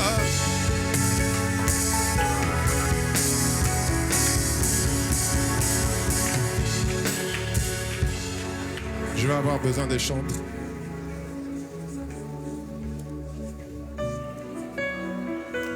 Maintenant, nous allons inviter l'Esprit à venir opérer son œuvre en nous. Nous allons demander le règne. Le règne de Dieu. Le règne de Dieu vient avec la manifestation de la vie de Dieu. Lorsqu'on dit que ton règne vienne, vous voyez, il a dit que ton règne vienne et que ta volonté se fasse sur la terre comme au ciel. Ça veut dire quand le règne de Dieu vient, la volonté de Dieu se fait sur la terre comme au ciel. Ça veut dire que la volonté de Dieu, c'est-à-dire la réalité du plan de Dieu, des desseins de Dieu, des désirs de Dieu pour ta vie et ma vie, doit devenir conforme à ce qu'elle est dans les cieux. Si dans les cieux, on a la vie éternelle, ça veut dire que la vie éternelle doit maintenant venir parler. Si dans les cieux, il y a la sagesse divine, ça veut dire que la sagesse divine doit venir maintenant trouver son expression. Si dans les cieux, il n'y a qu'une seule autorité, c'est l'autorité du Christ, ça veut dire que l'autorité du Christ aussi doit venir parler dans ta vie. Si dans les cieux, il y a le salut, c'est-à-dire la guérison, la délivrance, ça doit aussi s'opérer dans ta vie. Est-ce que quelqu'un me suit? Et c'est d'ailleurs ce que dit le livre d'Apocalypse, Apocalypse 12, verset 10, il dit, et j'entendis, si on peut juste commencer à... Et j'entendis une voix. Voilà. Et j'entendis dans le ciel une voix forte qui disait, maintenant le salut est arrivé et la puissance, le règne de Dieu et l'autorité de son Christ. Vous voyez? Donc le « et » là, c'est « Kaï ». Vous voyez? C'est « Kaï ». Donc quand on met, c'est « et aussi »,« et aussi »,« et aussi ». Donc ça veut dire, quand on dit que ton règne vienne, il y a le salut et aussi l'autorité et aussi la puissance de Dieu. Donc lorsque nous allons demander le règne là, c'est ça qu'on est en train de demander. On a renoncé aux alliances, aux attaques. On a renoncé aussi à nos mauvaises œuvres. Maintenant, la place est libre maintenant pour que l'Esprit vienne agir. Alléluia. Alors, je voulais te parler de... Le Seigneur va agir au milieu de nous. Et je voulais juste prendre le temps de préparer chacun de nous. Parce que le Seigneur, dans la Bible, lorsqu'il a agi, il a agi de manière différente. Il y a ce qu'on appelle des points de contact. À chaque fois que le Seigneur a agi, c'est parce qu'il y a eu un point de contact. Les points de contact, ils sont différents. Dans Luc 5, verset 17, par exemple, la Bible dit qu'il enseignait dans un certain lieu. Il y avait des gens qui étaient là, il y avait même des pharisiens qui écoutaient. Et on dit, et la puissance du Seigneur agissait par des guérisons. Donc pendant qu'il enseignait, ça veut dire pendant que les paroles ont été libérées, il y a beaucoup qui ont déjà reçu là. Amen. Il y a beaucoup qui ont déjà reçu. Un autre point de contact, c'est l'imposition des mains. Dans Luc 13, versets 12 et 13, où le Seigneur Jésus voit une femme, une d'Abraham, et il lui dit, sois délivrée, femme, sois délivrée de ton infirmité, parce qu'il y avait un esprit d'infirmité qui la maintenait. Okay? Mais après, on dit, il lui imposa les mains et aussitôt elle se redressa. Donc il y en a qui ont besoin qu'on leur impose les mains parce que lorsque l'autorité a réprimé, on a quand même besoin de venir réparer, restaurer ce que le démon a déformé. Ok? Vous me suivez? Ok. Troisième chose, c'est l'instruction. Il y en a, c'est par une instruction. Vous avez vu celui pour qui on a dit il a marché depuis le fond. Okay? Et puis il y avait une autre dame aussi dans l'autre vidéo qui s'est mise à marcher. C'est par une simple instruction. Pendant qu'on était dans l'atmosphère de louange et d'adoration, j'ai dit que ceux qui ne pouvaient pas marcher se lèvent et marchent. 7 personnes, pour la première fois, se sont levées instantanément. Il y en a qui avaient des déambulateurs et ils se sont levés instantanément comme ça. Vous voyez, donc, dans l'imposition des mains, vous avez vu aussi la dame à qui j'ai imposé les mains qui était sur la chaise roulante et qui s'est levée. Donc, il y en a qui se sont levés de leur chaise roulante sans que je les touche. Il y en a, j'étais obligé de les toucher. OK? Donc, il y a un moment, vous allez recevoir une instruction. Il faut simplement obéir. L'homme qui était au bord de la piscine de Bethesda, c'est un des miracles les plus bizarres pour moi. Pourquoi c'est bizarre? Parce que la personne était là depuis 38 ans, malade dans son corps. Et la Bible dit, Jésus, sachant qu'il était malade depuis 38 ans, lui dit, est-ce que tu veux être guéri? Normalement, ça ne fait pas sens. Vous voyez? Donc il y a parfois des instructions ou des choses qu'on vous dit, ça ne fait pas sens. Mais il va lui dire, lève-toi, prends ton lit. Attendez, le gars, il lui a dit, moi, j'essaie d'aller dans la piscine, j'y arrive pas. Je demande de l'aide, il n'y a personne qui m'aide. Mais là, le Seigneur lui dit, lève-toi. Vous savez ce qu'il a fait? Il n'a pas cherché à demander, mais tu es sérieux? Je viens de te dire que moi j'ai du mal et tu me dis de me lever. Non. Qu'est-ce qu'il a fait? Il s'est levé. Il a fait son lit. Et à l'instant même, il a été guéri. Donc, ça, c'est aussi une autre façon. Vous voyez? Une parole qui est donnée aussi simplement. Parfois, c'est juste une parole qui est donnée. Parfois, tu vas entendre, moi ça m'arrive, j'entends le Seigneur me dire, je vois par exemple, ou je peux sentir moi, et je dis, je sens une main dans mon dos et je sens que le Seigneur est en train de toucher le dos de quelqu'un. Okay? Je ne sais plus si on a présenté cette... Il y a quelqu'un comme ça qui est venu après me dire, quand vous avez dit une main, je sentais évidemment comme s'il y avait une main et il y avait de la chaleur. Vous voyez, donc c'est simple, une parole comme ça, comme le centenier en fait. On lui a dit, va, ton fils est guéri. Qu'est-ce qu'il a fait? Il est parti. Il n'avait rien pour vérifier que son fils était guéri. Vous voyez? Et il est parti. Et puis, un autre point, c'est pour ça que j'ai diffusé la vidéo, c'est le témoignage des autres. Le témoignage des autres nous parle.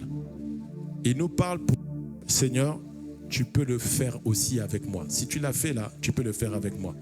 Vous voyez, la femme à la perte de sang, la Bible dit qu'elle se dit en elle-même, si seulement je pouvais toucher son vêtement, je serais guéri. Mais il y a quelque chose qu'on précise avant. On dit ayant entendu parler de lui. Ayant entendu parler de lui. C'est dans Marc 5, verset 27. Ayant entendu parler de Jésus, elle vint dans la foule par derrière et toucha son vêtement. Verset 28, c'est dit, car elle disait, si seulement. Donc elle disait ça pourquoi? Parce qu'elle avait entendu parler de lui. De quoi elle avait entendu parler? Marc 3, verset 10 nous donne la réponse. Dans Marc 3, verset 10, on nous dit, les gens se jetaient sur lui et étaient guéris. Donc c'est ça dont elle a entendu parler, que quand on se jetait sur lui, il y a une puissance qui guérissait. Vous voyez? Et elle s'est dit, ah, moi je ne pourrais pas me jeter sur lui parce que j'ai du sang qui coule, donc je suis considéré comme impur selon la loi juive. Mais si je peux seulement toucher le bord, le petit bout.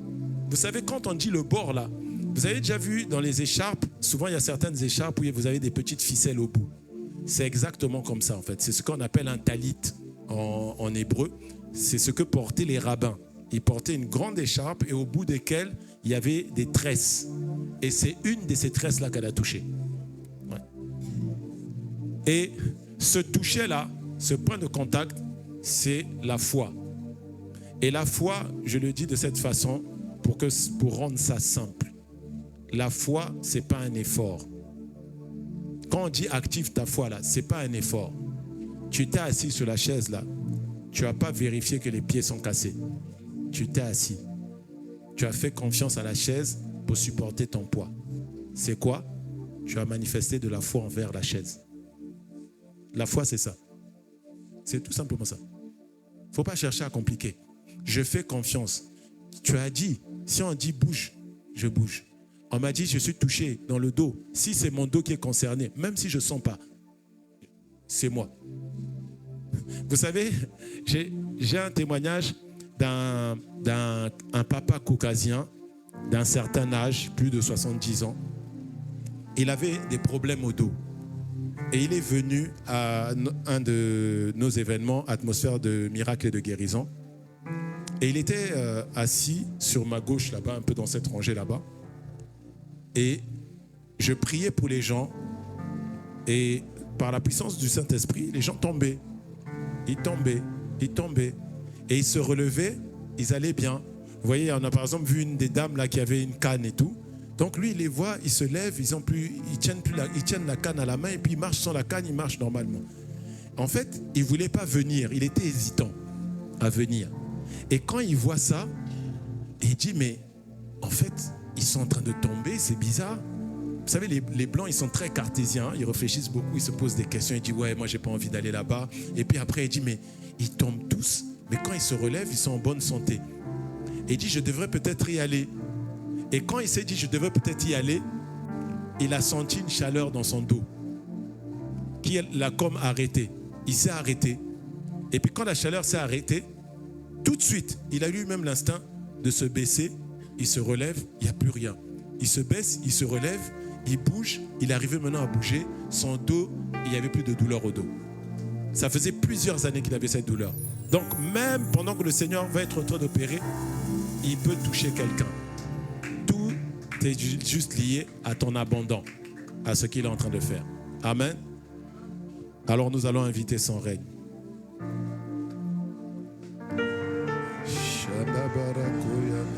Élève la voix par l'esprit déjà. Normalement, tu dois comprendre que ton langage commence d'abord par le langage du royaume. Shana kaila barado silaba.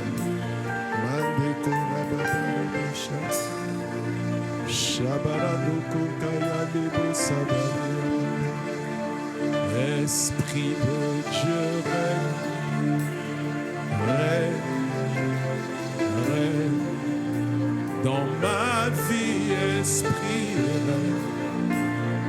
règne,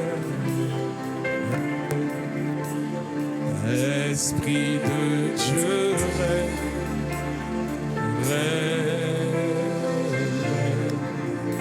dans ma vie, esprit règne, esprit de Dieu. Esprit de Dieu.